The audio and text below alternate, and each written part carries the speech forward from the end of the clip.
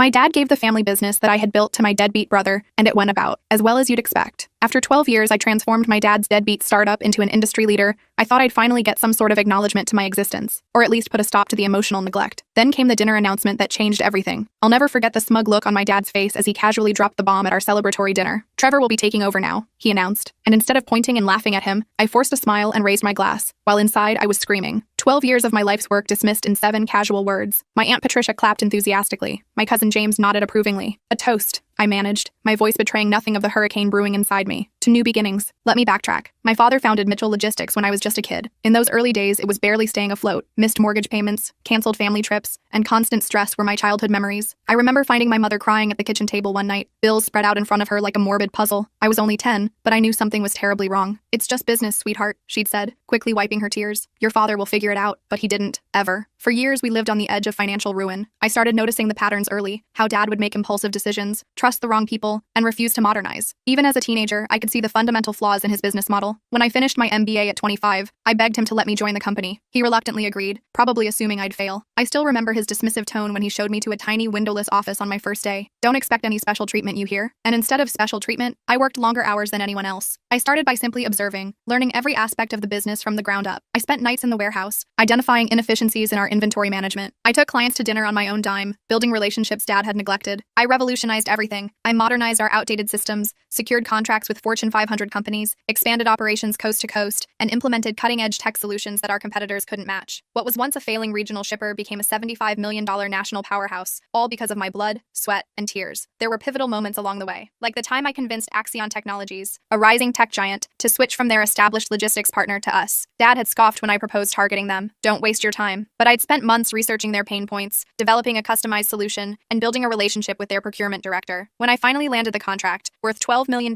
annually, Dad barely acknowledged the achievement. "Lucky break," he'd muttered. Then there was the West Coast expansion that Dad had resisted for years, claiming the market was too competitive. I put together a comprehensive business case, secured financing, and launched our Los Angeles operations against his wishes. Within 18 months, our California division was outperforming our original headquarters. The company grew exponentially under my leadership. Employees who'd been ready to jump ship found new motivation. Our industry reputation soared. Even our competitors grudgingly acknowledged Mitchell Logistics as the new standard bearer. Through it all, I kept waiting for Dad to recognize what I'd accomplished, to finally say, "You were right, Sophie. You saved this company." That recognition never came. And yet there we were at dinner, surrounded by relatives and business associates, as Dad handed my company to Trevor, who had spent the last decade bouncing between failed startups and finding himself, while I was working 80-hour weeks. The table erupted in congratulations for Trevor, who feigned humility with downcast eyes. I knew better. My brother had never cared about logistics or operations. He cared about status and power. He wanted the title without any of the work. "To Trevor," I said, lifting my glass while keeping my voice steady. The others joined, oblivious to the hurricane brewing inside me, and what happened next went better than I could have ever imagined. Mom caught my eye from across the table. Unlike Dad, she'd witnessed my dedication firsthand, but as always, she wouldn't intervene. Her slight frown and apologetic glance told me everything I needed to know. She disagreed with Dad's decision but wouldn't challenge it publicly. Trevor met my gaze with a barely concealed smirk. That's when I realized this wasn't just Dad's traditional son inherits the business mentality. My brother had orchestrated this, positioning himself as the prodigal son who'd finally found his calling. I excused myself to the restroom, needing a moment alone. The marble countertop felt cool against my palms as I leaned forward, staring at my reflection. The woman looking back at me wasn't the eager-to-please daughter who joined the company 12 years ago. She was harder now, smarter, and absolutely done with being overlooked. "You've earned this," I whispered to myself, "and you're not going to let them take it away." When I returned to the table, the conversation had shifted to Trevor's vision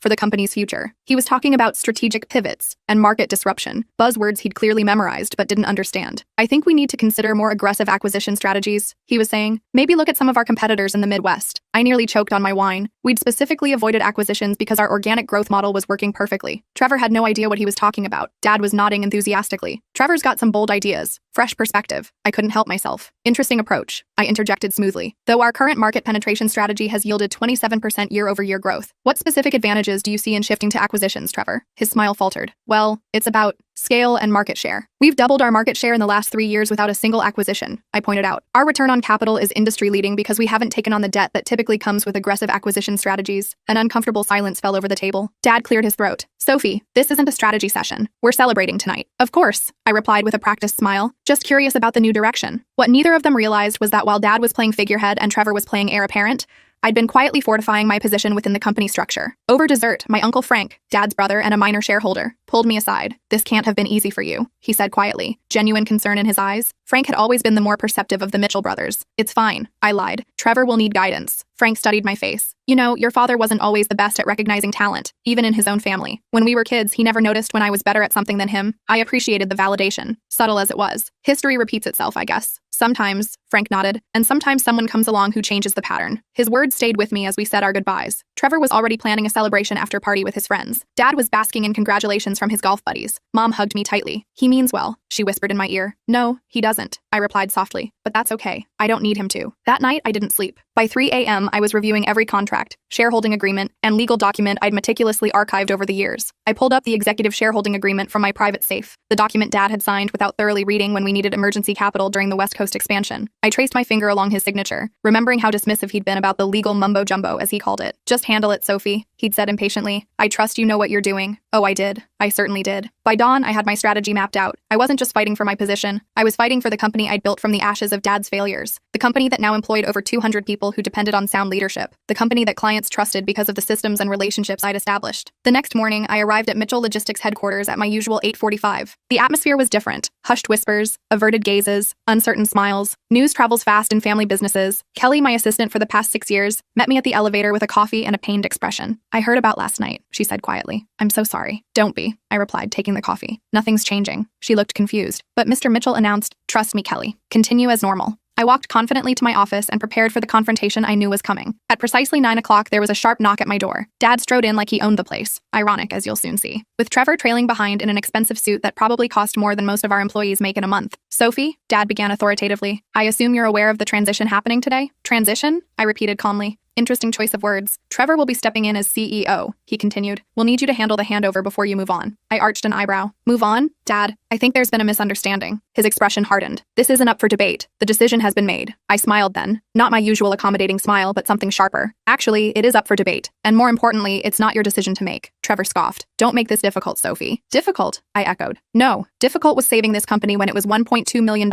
in debt. Difficult was working 80-hour weeks while you were island hopping in Greece. This? I gestured between us. This is just business. Without responding further, I picked up my remote and turned on the conference screen. A document appeared. Our executive shareholders agreement from 2016, signed by all three of us. Dad's face paled slightly. Do you even know what this document is? I asked Trevor. Some shareholders thing? He guessed lamely. Yes, a shareholders agreement that clearly states any executive leadership change requires approval from all majority shareholders. I paused for effect. And I currently hold 62% of company shares. The silence was deafening. I could practically hear the gears turning in Dad's head as he tried to remember how this had happened. That's impossible, Trevor sputtered, stepping closer to the screen. Actually, it's very possible, I replied. Remember the capital injection we needed for the West Coast expansion in 2018, Dad? You signed over 15% of your shares to me. And in 2020, during that supplier lawsuit, another 12% was transferred as collateral that you never reclaimed. Add that to my original 35%. Dad's jaw clenched tight. Trevor was panicking. You're bluffing, he accused. I slid another document across the desk. Our most recent state filing. Feel free to verify. Trevor snatched the paper,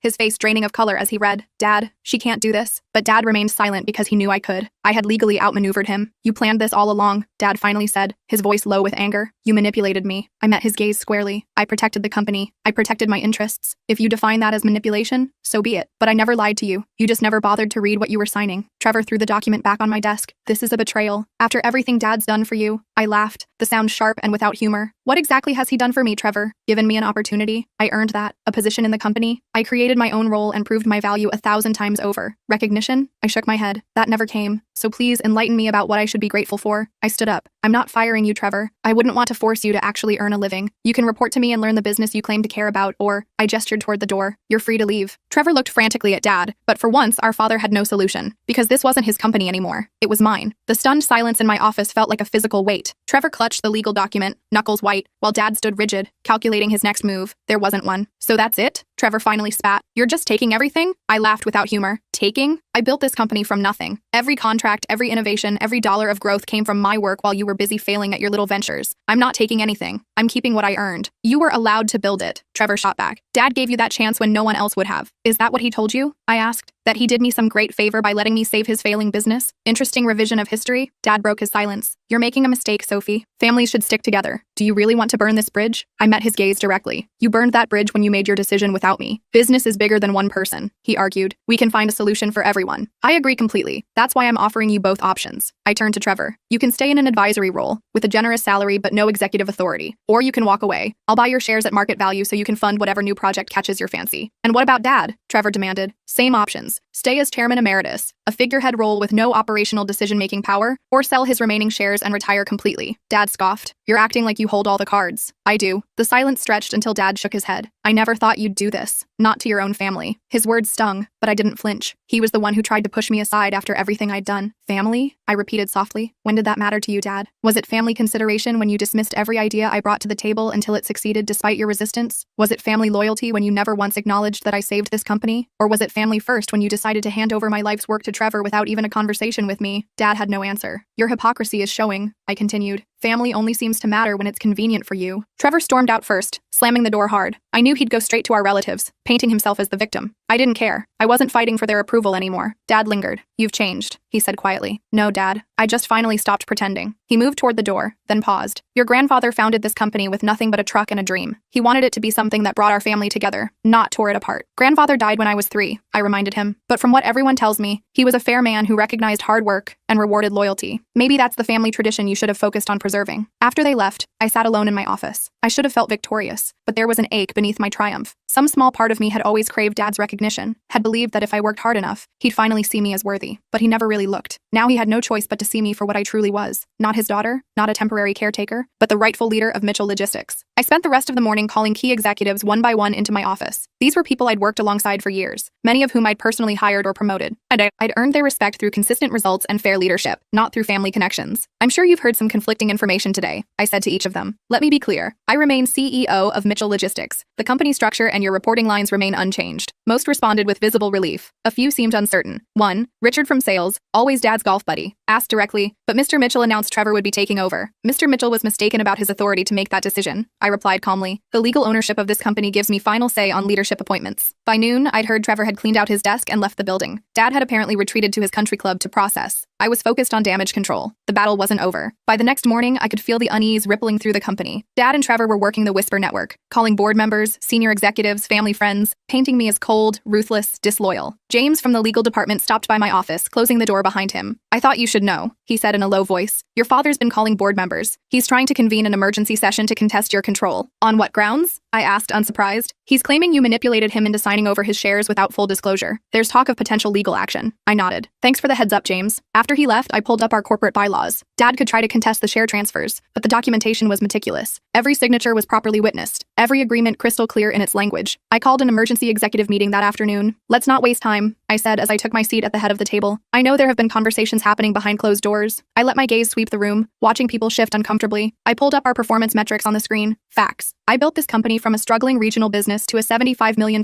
industry leader. Under my leadership, we've seen 300% revenue growth and expanded into 6 new markets. I turned to our CFO. Mark, is there any financial indicator suggesting this company is struggling under my leadership? After a moment's hesitation, he shook his head. Number. In fact, projections show another 20% growth next quarter. So let's be honest, I continued. My father and brother aren't upset because the company is failing. They're upset because they expected me to step aside for Trevor regardless of qualifications or results. I paused, letting that sink in. These were smart business people. They understood merit and results. Many of you have been with Mitchell Logistics longer than I have, I acknowledged. You remember where we were 12 years ago, constantly behind on vendor payments, losing clients to competitors, struggling to make payroll. Would anyone argue that we're not in a vastly better position today? No one spoke up. Then I dropped the bombshell. I also know some of you have been approached in the last 24 hours with incentives to push for my resignation. If anyone would like to disclose those conversations, now's your chance. After an uncomfortable silence, one executive cleared his throat. Your father called me. He said he's considering a formal appeal to the board. And did he offer anything in return for your support? A slow, reluctant nod. There it is, I said, standing. My father built this company, and I respect that. But I took it further than he ever could, and I won't let him manipulate it from the outside. I let my voice drop lower. If he wants a fight, he'll get one. If anyone here believes my father and brother deserve control, make your move now. Silence. No one moved. Good. I straightened my shoulders. Then let's get back to work. We have a company to run. As they filed out, my head of HR lingered. The employees are confused, she said. They need to hear directly from you. She was right. I scheduled a company-wide address for the following morning. That night, I made my own call to a journalist I knew at the Wall Street Journal. By morning, every major business publication had the same headline: Power Shift at Mitchell Logistics. Sophie Mitchell outmaneuvers family in boardroom battle. The article painted me as a business wunderkind who had transformed a failing company into an industry leader,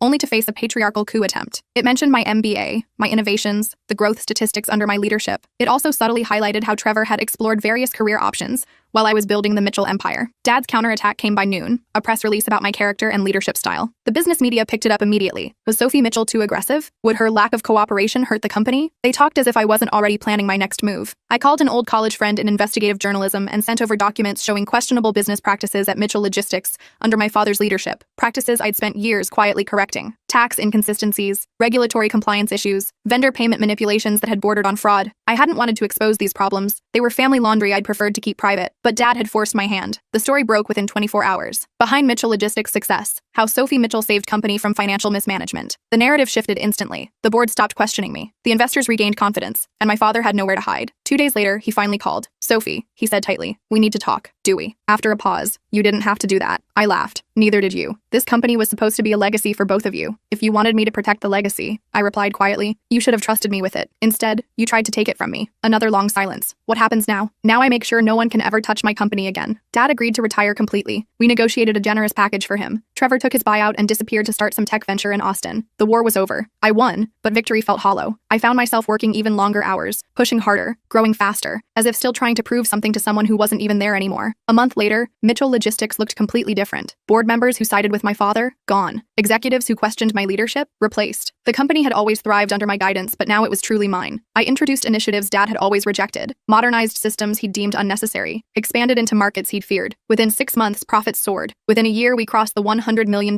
mark. At the company holiday party that December, I looked around at the hundreds of employees celebrating our best year ever. These were my people now, loyal to me, not to the Mitchell name or the old guard. As I gave my speech thanking them for their hard work, I finally felt the satisfaction I'd been missing. This wasn't about proving my father wrong anymore. It was about proving myself right. On Christmas Day, I drove to my parents' house for the first time since the takeover. Mom answered the door, her surprise evident. "Sophie, I didn't think—" "I brought pie," I said simply, holding up the dessert. Dad was in his study, pretending to read. He looked up when I entered, his expression unreadable. "Merry Christmas," I said. He nodded. "Didn't expect to see you here. Thought it was time." We made stiff small talk through dinner. After dessert, Dad excused himself to his study again. I followed him. "Running away?" I asked from the doorway. He sighed heavily. "What do you want from me, Sophie? An apology? Fine. I'm sorry. I don't want an apology. I want you to understand why I did what I did. Because you always needed to be in control," he said dismissively. I shook my head. "Because I earned it. Because I deserved it. Because the company deserved better than a leader who got the job through nepotism." "Trevor could have learned," he argued. "In 12 years, he never once showed interest in learning," I countered. "He wanted the title, not the responsibility." Dad stared out the window at the snow-covered lawn. "I just wanted what was best for the company." "No," I said softly. "You wanted what was traditional. The son inherits the business. That was never about what was best for Mitchell Logistics." A year after the coup, I invited him to a formal dinner meeting, our first real conversation since his retirement. He looked different, quieter, less commanding. "I read about your Asia-Pacific expansion," he said over his scotch. "Smart move." "I know," I replied simply. A ghost of a smile touched his lips. There was no tension anymore, just the simple truth. He had tried to push me aside, and I had proven him wrong. "The Singapore office is already exceeding projections," I added. "Turns out there was a huge untapped market there." "I was always conservative about international expansion," he admitted. "Too many variables. Sometimes the biggest risks bring the biggest rewards." He nodded slowly. "Your instincts were always better than mine. I just couldn't see it." It was the closest thing to an acknowledgement I'd ever received from him. He lifted his glass. "To Mitchell Logistics." When I clinked my glass against his, I felt neither anger nor resentment, only peace. I had already won, and I no longer needed his approval to know it. Trevor reached out a few months later. His Austin venture had failed. Something about an app for luxury pet services. He wanted to come back to Mitchell Logistics. "There's always a place for family," I told him. "But you'll start where everyone else does, at the bottom. No shortcuts this time." Surprisingly, he accepted. He's working in our sales department now, learning the business the way I should have been allowed to, through hard work and merit-based advancement. Today, sitting in my corner office overlooking the city where I built my empire,